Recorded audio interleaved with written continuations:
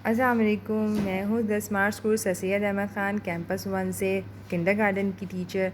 और आज मैं आपको आपके उर्दू के कायदे में से एक नज़म पढ़ाऊँगी। और उस नज़म किस चीज़ के बारे में है? वो है आम के बारे में। आम सबको पसंद है, तो आए हम इस नज़म की पढ़ाई करते हैं। आहा आहा गर्मी आई, आमों ने फिर धूम मचाई।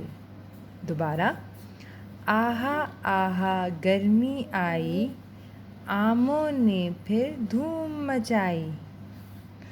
अब्बू लाए मोटे आम, अब्बू लाए छोटे आम।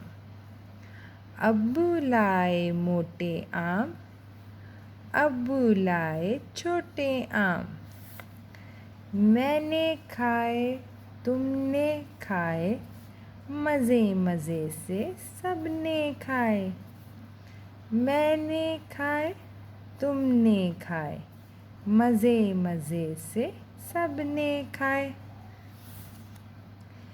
ये नज़म आप भी अपने घर में एक दफ़ा ज़रूर पढ़िए। सफ़ा नंबर 23 पे उर्दू कायदा से।